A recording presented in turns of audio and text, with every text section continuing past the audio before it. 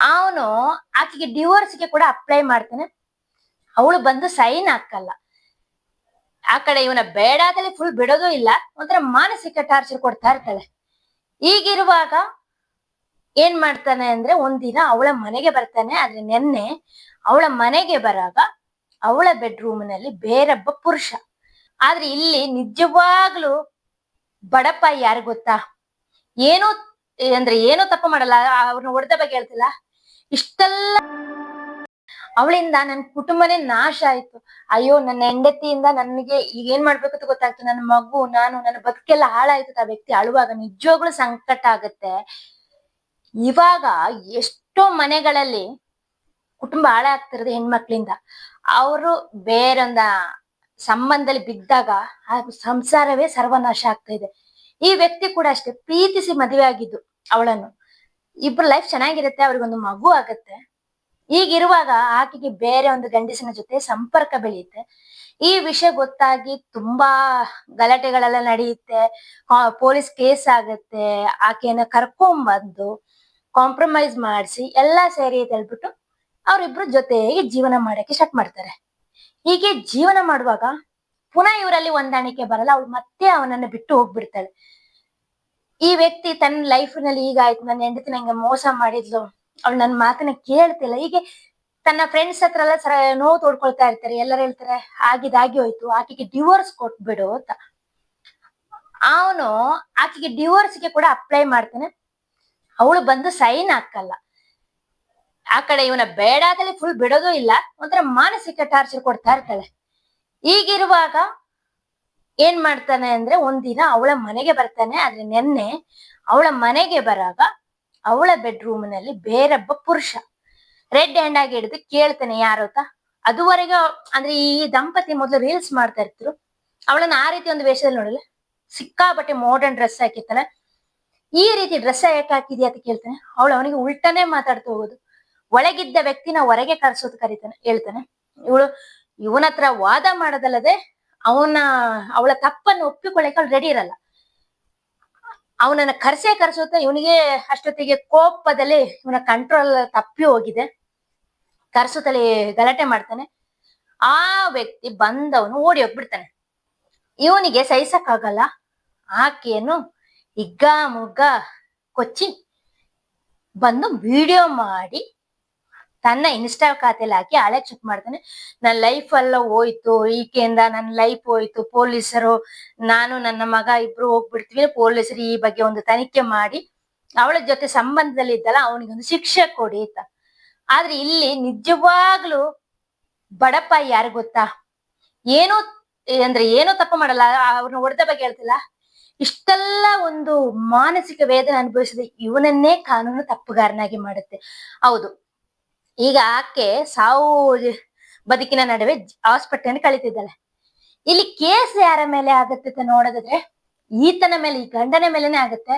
ಆಕೆಯನ್ನು ಅಟ್ಯಾಕ್ ಮಾಡಿದ್ದು, of murder case ಹಾಕ್ಬಿಡ್ತಾರೆ. ಹೀಗೆ ನಾನಾ ಕೇಸುಗಳು ಈತನ ಮೇಲೆ ಬಂದು ಬೀಳುತ್ತೆ. ಇವನು ಹೇಗೂ ಜೈಲಿಗೆ ಹೋಗ್ಬೇಕಾಗತ್ತೆ. ಒಂದು ವೇಳೆ ಅವನ ಬಗ್ಗೆ ಈಗ ಒಂಥರ ಸಿಂಪತಿ ಆಗುತ್ತೆ. ಒಂದು ಇಡೀ ಲೈಫ್ ಒಂದು ಹಾಳಾಗೋಯ್ತು ಕೋಪದಲ್ಲಿ. ಡಿವೋರ್ಸ್ ಕೊಟ್ಟು ಅಂತವಳನ್ನ ಬಿಟ್ಟು ಹೋಗ್ಬೇಕಾಗಿತ್ತು. ಆದ್ರೆ ಬಂದು ನೋಡಿದಾಗ ತನ್ನ ಬೆಡ್ರೂಮಿನಲ್ಲಿ ತನ್ನ ಹೆಂಡತಿ ಬೇರೊಬ್ಬನ ಜೊತೆ ಇರೋದನ್ನ ನೋಡಿದಾಗ ಯಾರಿಗೆ ತಾನೇ ಸಹಿಸಕ್ಕೆ ಸಾಧ್ಯ ಆಗತ್ತೆ? ಇವನಿಗೂ ಆಗ್ಲಿಲ್ಲ. ಆ ಮಗು ನನಗೆ ಭಯ ಆಗತ್ತೆ ಹೇಳುವಾಗ ನಮಗೆ ಅಳು ಬರುತ್ತೆ. ಈ ಅಪ್ಪ ಅಮ್ಮನ ಜಗಳದಲ್ಲಿ ಕೂಸು ಬಡವಾಯ್ತು ಅಂತಾರೆ. ಇಲ್ಲಿ ಕೂಡ ಅಕ್ಷರಶಃ ಆ ಮಗು ಈಗ ಒಂಥರ ಅನಾಥವಾಗಿದ್ದೇನೆ ಹೇಳ್ಬೋದು. ಆ ಮಗುವಿನ ಬದುಕಿನ ಗತಿ ಏನಂತ ಗೊತ್ತಿಲ್ಲ. ಒಂದು ಮಗು ಆದ ಮೇಲೆ ಯಾಕೆ ಈ ರೀತಿ ಸಂಬಂಧದಲ್ಲಿ ಬೀಳ್ತಾರ ಗೊತ್ತಿಲ್ಲ. ಎಷ್ಟು ಹೆಣ್ಮಕ್ಳು ಈಗ ಎಷ್ಟೋ ಸಂಸಾರಗಳು ಹಾಳಾಗ್ತಿರೋದು ಹೆಣ್ಮಕ್ಳು ಅದು ತಪ್ತಾರೆ. ಮೊದ್ಲೆಲ್ಲ ಗಂಡಸರು ಅದು ತಪ್ತಾ ಇದ್ರು. ಈಗ ಪರ್ಸೆಂಟೇಜ್ ವೈಸ್ ನೋಡಿದ್ರೆ ಹೆಣ್ಮಕ್ಳ ಸಂಖ್ಯೆ ಜಾಸ್ತಿ ಇದೆ ಚೀಟ್ ಮಾಡೋದ್ರಲ್ಲಿ. ಅವ್ರು ಎತ್ತಿದ ಕೈ. ಗಂಡಸರು ಅಮಾಯಕ ಗಂಡಂದಿರಾಗಿ ಉಳಿತಿದ್ದಾರೆ. ಇನ್ನ ಕೆಲವು ಕಡೆ ಸ್ವಲ್ಪ ಪಾಪದ ಹೆಣ್ಮಕ್ಳಿಗೆ ತುಂಬಾ ಮೋಸ ಮಾಡುವ ಗಂಡ ಅಥವಾ ತುಂಬಾ ನೋವು ಕೊಡುವುದು, ವರದಕ್ಷಿಣೆ ಕಿರುಕೊಳ್ಳುವ ಗಂಡ ಸಿಕ್ಕಿದ್ರೆ ಮತ್ತಿನ್ನ ಈಗ ಬರ್ತಿರೋ ಪ್ರಕರಣಗಳೆಲ್ಲ ನೋಡಿದ್ರೆ ಬಹುಪಾಲು ಈ ರೀತಿಯ ಕೃತ್ಯದಲ್ಲಿ ತೊಡಗಿರೋದು. ಅನೈತಿಕ ಸಂಬಂಧದಲ್ಲಿ ಬಿದ್ದು ಗಂಡನ ಕಥೆಯನ್ನೇ ಮುಗಿಸುದು, ಇದು ಎಲ್ಲವೂ ಈ ಹೆಣ್ಮಕ್ಳಾಗ್ತಾ ಇದ್ದಾರೆ.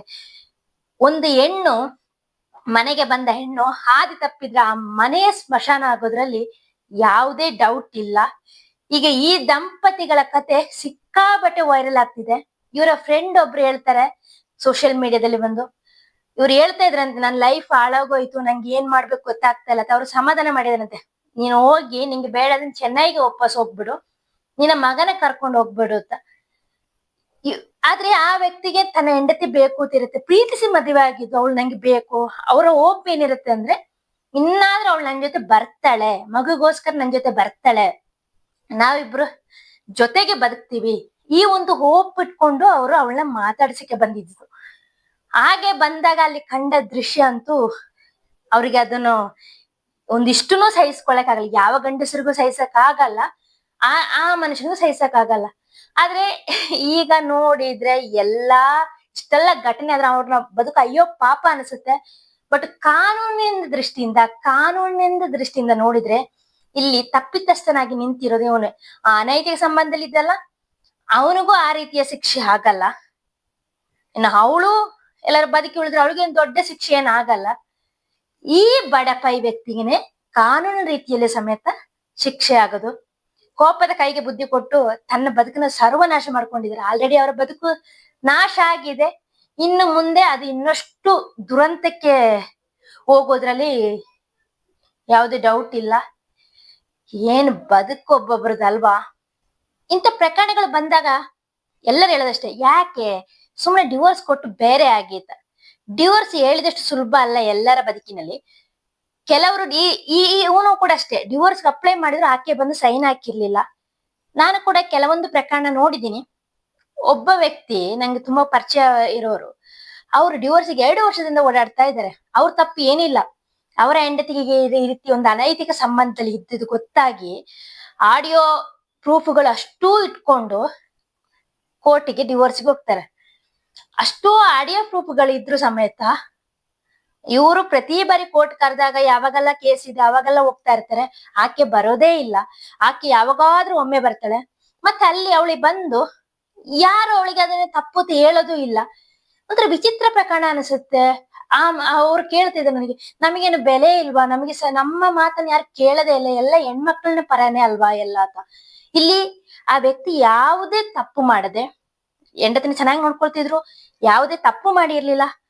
ಆದ್ರೂ ಸಮೇತ ಈ ಕೋರ್ಟಿಗೆ ಹೋಗಿದ್ದಾಗ ಅಲ್ಲಿ ಹೆಂಡತಿ ಆದ್ರೆ ಹೆಣ್ಮಕ್ಳು ಏನ್ ಹೇಳ್ತಾರೆ ಅದು ಪ್ರಮುಖ ಆಗುತ್ತೆ. ಅಷ್ಟು ಸಾಕ್ಷಿಗಳಿದೆ ಆಕೆಯ ಅನೈತಿಕ ಅಫೇರ್ಗಳ ಬಗ್ಗೆ, ಅಷ್ಟು ಆಡಿಯೋ ಕ್ಲಿಪ್ಗಳಿದೆ. ಆದ್ರೂ ಆಕೆ ಇಷ್ಟು ದುಡ್ಡು ಕೊಡೋದು ಕೇಳ್ತಿದ್ದಾಳೆ, ಇಷ್ಟು ಚಿನ್ನ ವಾಪಸ್ ಕೊಡೋದು ಕೇಳ್ತಿದ್ದಾಳೆ. ಚಿನ್ನ ಅಂದ್ರೆ ಈತ ಕಟ್ಟಿದ ತಾಳಿ ಚಿನ್ನ ಸಮೇತ ಕೊಡ್ಬೇಕಂತೆ. ಅಷ್ಟೆಲ್ಲ ಡಿಮ್ಯಾಂಡ್ ಮಾಡ್ತಿದ್ದಾಳೆ. ಪ್ಲಸ್ ಮಗುನ ಸಮೇತ ಅರ್ಧ ದಾರಿಯಲ್ಲಿ ಬಿಟ್ಟು ಹೋಗಿದ್ಲು, ನೋಡ್ಕೊಳ್ಳಿಲ್ಲ. ಆ ಮಗುನ ಕಾನೂನು ಪ್ರಕಾರ ಪಡೆಯಕೇನೆ ಅಷ್ಟು ಒಂದು ಹೋರಾಟ ಮಾಡ್ಬೇಕಾಯ್ತು. ಇಲ್ಲಿ ಕಾನೂನು ಎಣ್ಣೆ ತಪ್ಪಿದ್ರೆ ಅವಳಿಗೂ ಕರೆಕ್ಟ್ ಆದ ಶಿಕ್ಷೆ ಕೊಡ್ಬೇಕು. ಅಲ್ಲದಿದ್ರೆ ಪ್ರಕರಣ ಮತ್ತಷ್ಟು ಗಂಭೀರ ಆಗಿ ಏನಾದ್ರೂ ಆದಾಗ ಇದ್ ಮಾಡಿರೋ ಪ್ರಯೋಜನ ಇಲ್ಲ. ಅದಕ್ಕಿಂತ ಮೊದ್ಲೆ ಈ ರೀತಿ ತಪ್ಪು ಮಾಡೋ ಹೆಣ್ಮಕ್ಳಿಗೆ ಖಂಡಿತ ಶಿಕ್ಷೆ ಕೊಡ್ಬೇಕು. ಇಲ್ಲಿ ಯಾರ್ದು ಸರಿ ಯಾರ್ದು ತಪ್ಪುದು ನೋಡ್ಬೇಕು. ಆದ್ರೆ ಈ ರೀತಿ ಡಿವೋರ್ಸ್ ಪ್ರಕರಣಗಳ ಕಥೆಗಳನ್ನ ಕೇಳಿದಾಗ ಮಾತ್ರ ಗೊತ್ತಾಗುತ್ತೆ ನಿಜವಾಗ್ಲೂ ಗಂಡಸು ಎಷ್ಟು ಸಫರ್ ಆಗ್ತಾ ಇದ್ದಾನೆ ಅಂತ. ಈ ಬಗ್ಗೆ ನಿಮ್ಮ ಅಭಿಪ್ರಾಯವನ್ನ ಕಮೆಂಟಿನಲ್ಲಿ ತಿಳಿಸಿ.